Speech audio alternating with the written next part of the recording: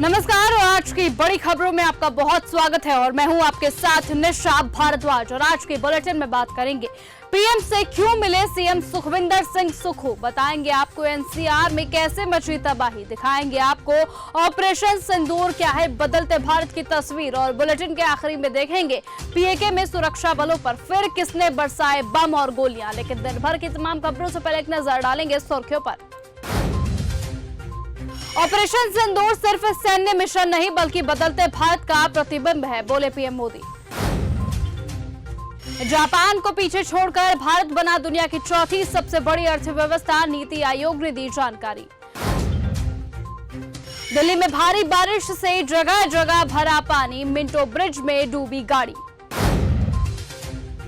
NCR में बारिश से मची तबाही, आधी रात के वक्त दिल्ली और एनसीआर में जबरदस्त तूफान और फिर मूसलाधार बारिश ने काफी ज्यादा तबाही मचा दी है, जिस वजह से कई इलाकों में पेड़ टूट गए और दिल्ली की कई सड़कें जलमग्न हो गई। दिल्ली के आईटीओ पर भी तकरीबन 1 फीट तक सड़कों पर पानी भर गया, जिससे गाड़ियों के चलने में काफी दिक्कतें आई हैं। दिल्ली के कई इलाकों में वाटर लॉगिंग देखने को मिली, कई इलाकों में पेड़ भी उखड़ गए, जबकि बिजली आपूर्ति बाधित हुई है, लेकिन किसी के हताहत होने की कोई खबर नहीं है। मौसम विभाग ने पहले ही तूफान को लेकर अलर्ट जारी कर दिया था। ऑपरेशन सिंदूर बदलते भारत की तस्वीर। मन की बात के 122वें एपिसोड में प्रधानमंत्री मोदी ने कहा कि ऑपरेशन सिंदूर ने दुनिया भर में आतंकवाद के खिलाफ लड़ाई को नया विश्वास और उत्साह दिया है। ऑपरेशन सिंदूर सिर्फ एक सैन्य मिशन नहीं, ये हमारे संकल्प, साहस और बदलते भारत की तस्वीर है। अब वोकल फॉर लोकल को लेकर नई ऊर्जा दिखी। मन की बात के 122वें एपिसोड में प्रधानमंत्री ने कहा कि हमारे जवानों ने आतंक के अड्डों को तबाह किया है। ये उनका अदम्य साहस था और इसमें शामिल थी भारत में बने हथियारों, उपकरणों और टेक्नोलॉजी की ताकत। उसमें आत्मनिर्भर भारत का संकल्प भी था। इस अभियान के बाद पूरे देश में वोकल फॉर लोकल को नई ऊर्जा दिख रही है।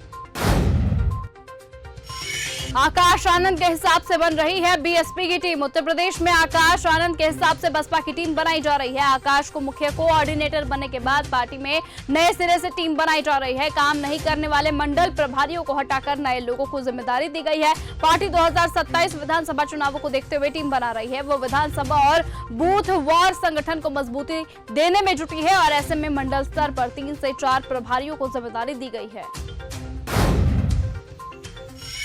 इंडी का एक ही मुद्दा कि प्रधानमंत्री कौन बनेगा। गया में केंद्रीय मंत्री जीतन राम मांझी ने कहा, महागठबंधन इंडी गठबंधन के लोगों का एक ही मुद्दा है, प्रधानमंत्री कौन बनेगा। लेकिन एनडीए पीएम मोदी का मकसद भारत को एक विकसित राष्ट्र बनाना है। हम चौथी सबसे बड़ी अर्थव्यवस्था बन गए हैं, लेकिन मैं कहना चाहता हूं कि 2027 तक भारत दुनिया की तीसरी सबसे बड़ी अर्थव्यवस्था बन जाएगा, जिससे प्रधानमंत्री मोदी के विजन है और लोगों का समर्थन है, तभी ये सब कुछ संभव है। हम भारत के लोगों को इसके लिए बधाई देते हैं। पीएम से क्यों मिले सीएम सुखविंदर सिंह सुक्खू। देश की राजधानी नई दिल्ली के भारत मंडप में नीति आयोग की बैठक के बाद हिमाचल प्रदेश के मुख्यमंत्री सुखविंदर सिंह सुक्खू ने प्रधानमंत्री मोदी से मुलाकात की है। सीएम सुखविंदर सिंह सुक्खू ने कहा कि इस मुलाकात के दौरान उन्होंने प्रधानमंत्री से विशेष मांग करते हुए कहा कि हिमाचल में जो बाहर से सेब आता है उससे राज्य के सेब उत्पादकों को बड़ा नुकसान हुआ है। ऐसे में तुर्की और अजरबैजान से आने वाले सेब पर पूरी तरह से प्रतिबंध लगाया जाए।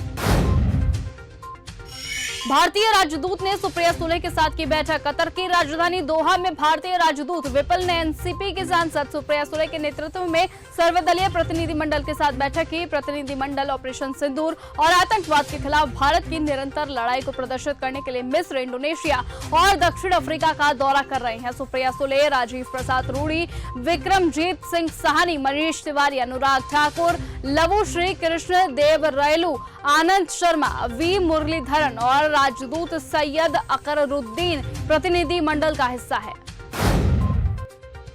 तेज प्रताप यादव की सफाई पर क्या बोली बीजेपी।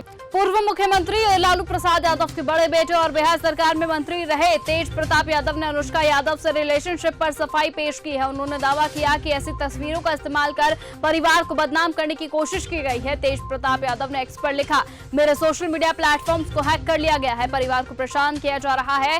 निखिल आनंद ने इसी पर तंज कसते हुए एक पोस्ट में लिखा, तेज प्रताप भाई, ये कितनी हास्यास्पद और आश्चर्य की बात है। एक तरफ ऐश्वर्या राय को मूर्ख बनाया गया है, दूसरी ओर अनुष्का यादव को मूर्ख बना रहे हो। सच कहने का साहस होना चाहिए और झूठ बोलकर दूसरों को बरगलाना नहीं चाहिए। अखिलेश यादव के मुंगेरी लाल के हसीन सपने। वाराणसी पहुंचे उत्तर प्रदेश के डिप्टी सीएम केशव प्रसाद मौर्य ने ऑपरेशन सिंदूर का जिक्र करने के साथ साथ विपक्ष पर भी जमकर निशाना साधा। डिप्टी सीएम केशव प्रसाद मौर्य का कहना है कि उत्तर प्रदेश में पूरी तरह कानून व्यवस्था चुस्त दुरुस्त है और ये आगे भी जारी रहेगी।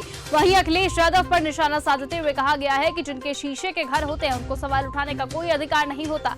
गुंडों माफियाओं पर कार्यवाही हुई है और आगे भी ऐसे ही होती रहेगी। लेकिन अखिलेश यादव के मुंगेरी लाल के हसीन सपने 2022 की तरह सपने ही दिखाई दे रहे हैं। समाजवादी पार्टी समाप्तवादी पार्टी बन गई है। जालीदार साड़ी पहन निठलाई आलिया भट्ट। कांस 2025 के रेड कारपेट पर आलिया भट्ट के आने का हर किसी को इंतजार था, लेकिन किसी को उम्मीद नहीं होगी कि ऐसे अंदाज में वो दिखेंगी। दरअसल गाउन के साथ शुरू हुआ लुक एक जालीदार साड़ी के साथ एंड हुआ है। 24 मई को उन्हें एक बार फिर कांस फिल्म फेस्टिवल के रेड कारपेट पर देखा गया, जिसमें उन्होंने एक जाली सी साड़ी पहनी हुई थी। विराट कोहली और अनुष्का शर्मा ने आध्यात्मिक पर की चर्चा। क्रिकेटर विराट कोहली पत्नी अनुष्का शर्मा के साथ रविवार को अयोध्या पहुंचे। यहाँ उन्होंने श्री राम जन्मभूमि मंदिर में रामलला के दर्शन किए और विधि विधान से पूजा अर्चना की। दर्शनों के बाद दोनों ने हनुमानगढ़ी मंदिर में जाकर पूजा अर्चना की और महंत संजय दास से आशीर्वाद लिया। इसी दौरान दोनों की सुरक्षा व्यवस्था के लिए अयोध्या पुलिस को खास इंतजाम करने पड़े। वहीं विराट और अनुष्का की एक झलक पाने के लोगों में खास दीवानगी दिखी। वहीं मंदिर प्रशासन द्वारा दोनों का पारंपरिक तरीके से स्वागत किया गया और श्री राम जन्मभूमि तीर्थ क्षेत्र ट्रस्ट के पदाधिकारियों ने उन्हें श्री राम के प्रतीक के रूप में स्मृति चिन्ह और अंग वस्त्र भेंट किया। इस्तीफे की अटकलों पर लगा विराम। बांग्लादेश में चल रहे राजनीतिक संकट के बीच अंतरिम सरकार के मुखिया प्रोफेसर मोहम्मद यूनुस के इस्तीफे की अटकलों पर विराम लग गया है। आपात बैठक के बाद यूनुस ने स्पष्ट किया कि वो पद नहीं छोड़ेंगे और सरकार की जिम्मेदारियों को निभाते रहेंगे। बैठक में चुनाव सुधार और न्याय जैसे मुद्दों पर चर्चा हुई और राजनीतिक स्थिरता बनाए रखने की अपील की गई। पीएके में सुरक्षा बलों पर फिर बरसे बम और गोलियां। पाकिस्तान के खैबर पख्तूनख्वा प्रांत में दो अलग अलग संदिग्ध आतंकी हमलों में एक सैनिक और एक नागरिक की मौत हो चुकी है। बता दें कि बम विस्फोटक में 5 जवान घायल हुए हैं, वहीं एक नागरिक के बाद अस्पताल में मौत हो गई है। खैबर जिले में सुरक्षा काफिले पर हमले में एक सैनिक भी मारा गया है। यूनुस करेंगे इस्तीफे का ऐलान। बांग्लादेश के अंतरिम सरकार के प्रमुख मोहम्मद यूनुस ने आज अपने आवास पर एक अहम सर्वदलीय बैठक बुलाई है। लगातार बढ़ते राजनीतिक दबाव और उनके इस्तीफे की अटकलों के बीच ये बैठक बेहद अहम मानी गई है। यूनुस पहले ही पद छोड़ने की इच्छा जता चुके हैं और अब सवाल है कि क्या वो आज इस्तीफे का ऐलान करेंगे या फिर सियासी संकट फिलहाल टल गया है।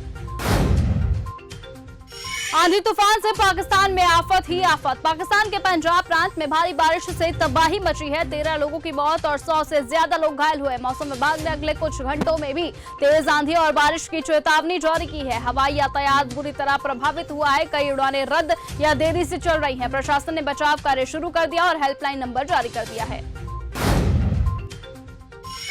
तो फिलहाल आज के इस बुलेटिन में सिर्फ इतना ही। देश और दुनिया की तमाम बाकी खबरों से ऐसे ही जुड़े रहने के लिए आप बने रहिए और लगातार देखते रहिए न्यूज़ गंगा। नमस्कार।